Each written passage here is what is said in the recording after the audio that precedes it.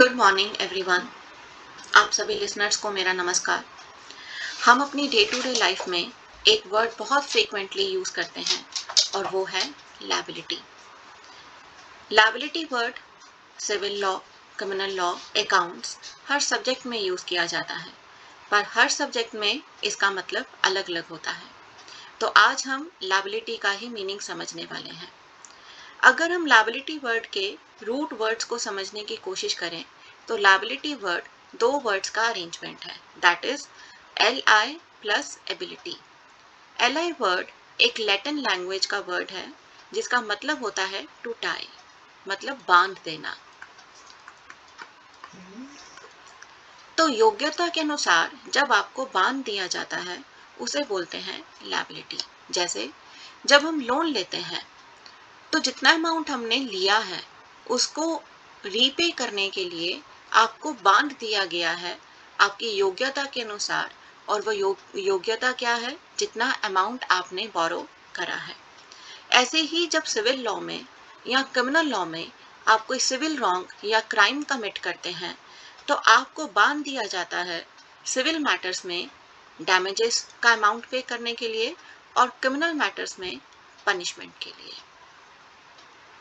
अब हम इस कॉन्सेप्ट को एक बहुत ही फेमस केस के हेल्प से समझते हैं। अभी मैं आपको केस का नाम नहीं बता रही हूँ, केस का नाम लास्ट में मेंशन करेंगे। तो केस के फैक्ट्स हैं 1860 में 1860 में रेलैंड नाम के एक व्यक्ति ने एक तालाब बनाने के लिए एक इंडिपेंडेंट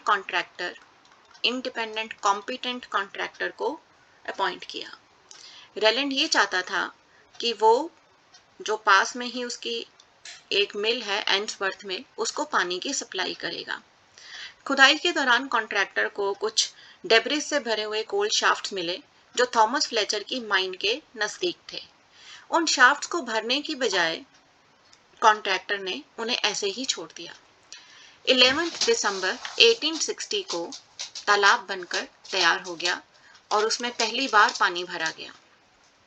पानी का प्रेशर इतना तेज था कि जो कोल शाफ्ट जो नीचे दबे हुए थे और जिन्हें भरा नहीं गया था, उन्होंने पानी बैक मारा, जिससे कि जो थॉमस फ्लेचर जो उसका नेबर था, उसकी जो माइन थी उसमें फ्लड आ गया रिजॉय के बस्ट होने से, और उसका 937 पाउंड्स का नुकसान हुआ।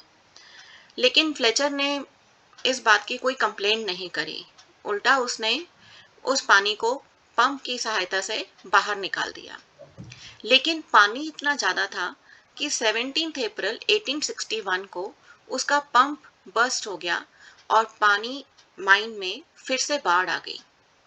और इस टाइम पर फ्लेचर ने माइंस इंस्पेक्टर को इन्फॉर्म करा, और जब वो आए यहाँ पर उसकी साइट पर इंस्पेक्शन करा तो जो डूबे हुए कोयले के शाफ्ट थे वो उनके बारे में पता चला।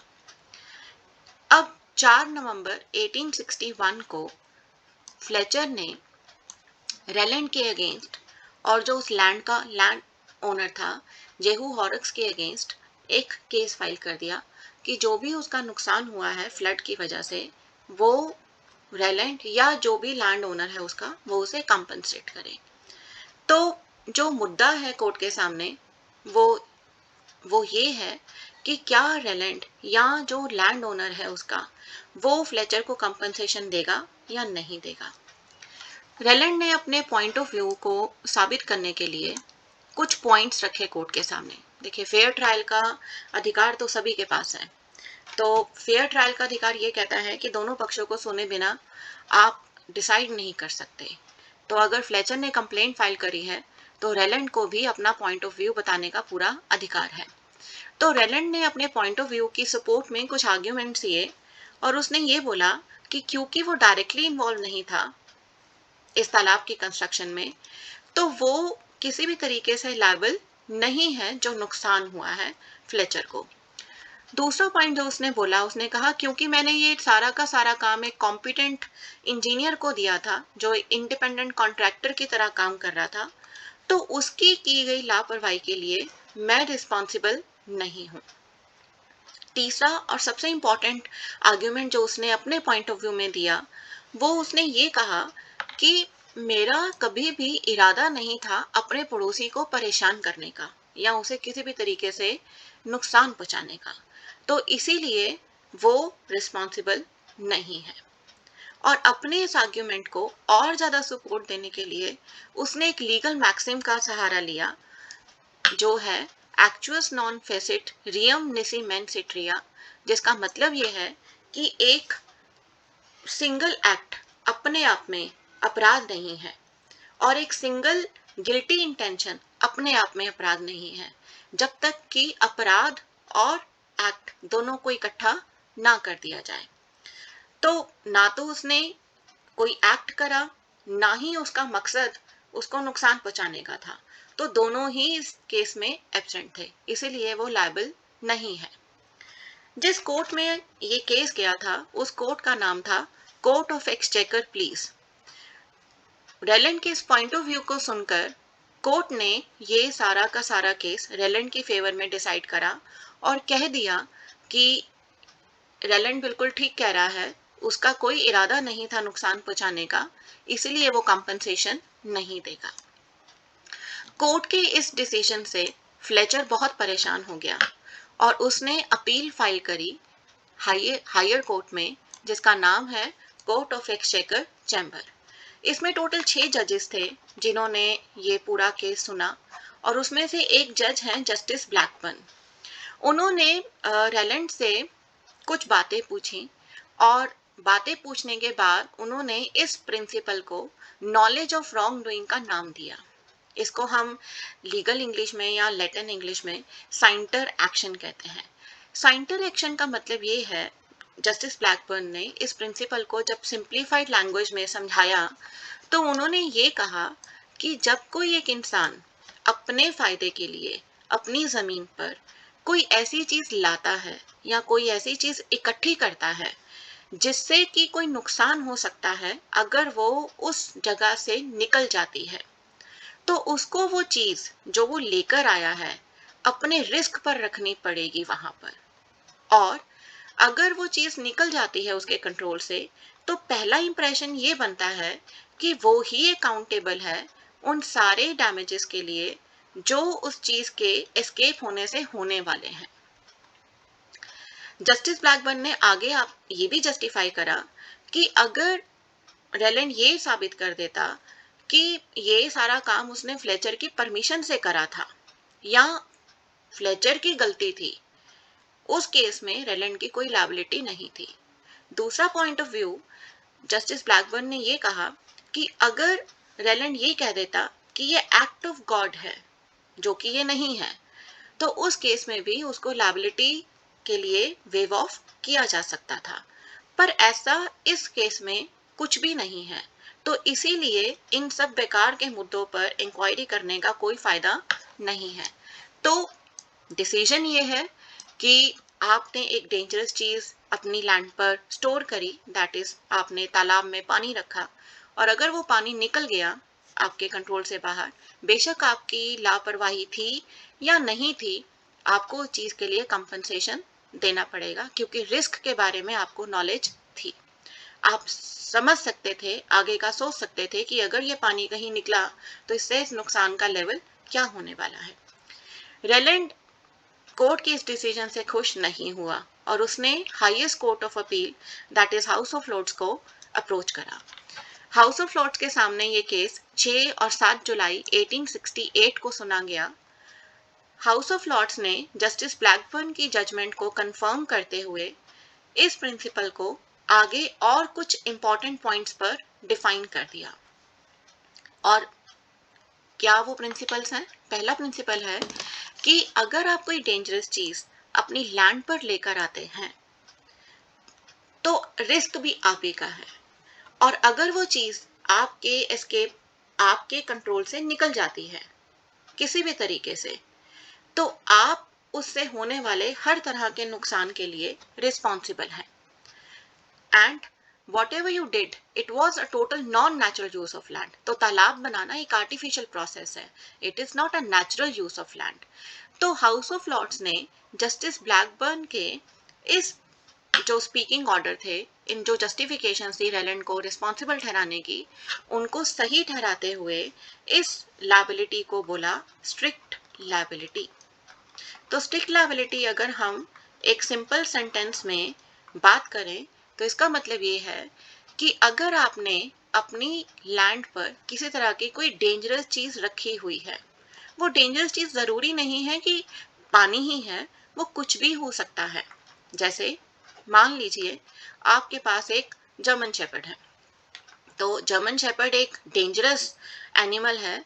उसका जो ब्रीड है वो थोड़ी जैसे हम कहते हैं कि वो गार्ड है, प्रोटेक्टिव डॉग है, तो वो थोड़ा अलर्ट रहता है, तो वो डेंजरस है।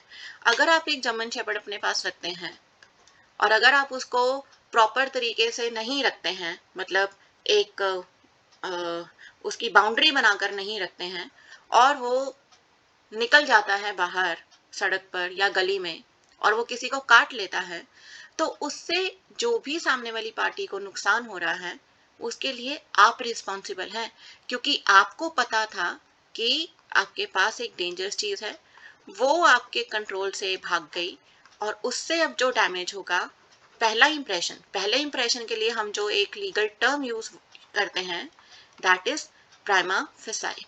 तो पहला इंप्रेशन ये जाता है कि उस चीज के लिए जो भी डैमेज हो रहा है वो आप पे करेंगे। So this is the case of Rylands versus Fletcher.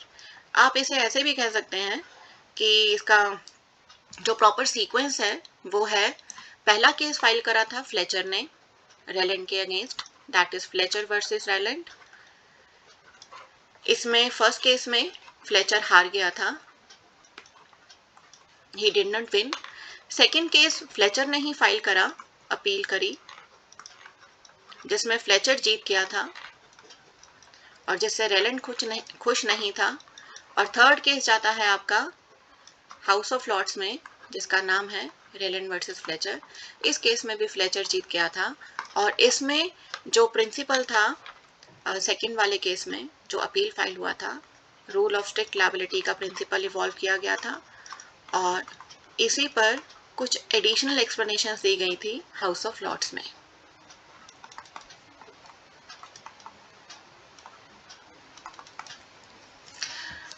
मैं आशा करती हूँ आपको स्ट्रिक्ट लायबिलिटी का प्रिंसिपल समझ आया होगा। इसके आगे का जो पार्ट है दैट इज एब्सोल्यूट लायबिलिटी, वो हम अगली क्लास में करेंगे, नहीं तो वरना क्लास बहुत ही मिक्सअप हो जाएगी और आप नहीं समझ पाएंगे। तो सबसे पहले आप ये समझिए कि स्ट्रिक्ट लायबिलिटी का प्रिंसिपल बेसिकली है क्या। इन शॉर्ट अगर हम बिल्कुल इसको कर दें कंक्लूजन फॉर्म में, तो कंक्लूजन ये है कि कोर्ट में जाने वाला हर इंसान कोर्ट के सामने एकदम बराबर है, मतलब कोर्ट किसी के साथ पक्षपात नहीं करता, वो किसी के साथ बायस नहीं एटीट्यूड रखता अपना। इसीलिए हम इसको बोलते हैं प्रिंसिपल ऑफ फेयर ट्रायल। तो कोर्ट में जब भी दो पार्टीज जाती हैं, दोनों पार्टीज को अपना अपना पॉइंट ऑफ व्यू कहने के लिए पूरी आजादी होती है। मतलब अगर विक्टिम ने कंप्लेंट फाइल करी है तो एक्यूज्ड को उसे अपनी सफाई में डिफेंस देने का पूरा अधिकार है, इसलिए हम उसे डिफेंडेंट बोलते हैं। तो जब एक्यूज बेसिकली डिफेंसेस देता है अपनी, तो वो क्या कहता है, वो ये कहता है कि सर विक्टिम की ही परमिशन से सारा काम हुआ था, अब ये देखो अब आकर यहाँ कोर्ट में इसने केस फाइल कर दिया है जब इसके हिसाब से नहीं हुआ कुछ भी। या फिर वो ये कह सकता है डिफेंडेंट कि सर इनएविटेबल एक्सीडेंट था, मेरे कंट्रोल से बाहर था, मैं नहीं कुछ कर पाया, एक्ट ऑफ गॉड था, या मेरे पास लीगल पावर थी वो काम करने की, या मेरे से गलती हो गई। तो फेयर ट्रायल के प्रिंसिपल्स ये कहते हैं।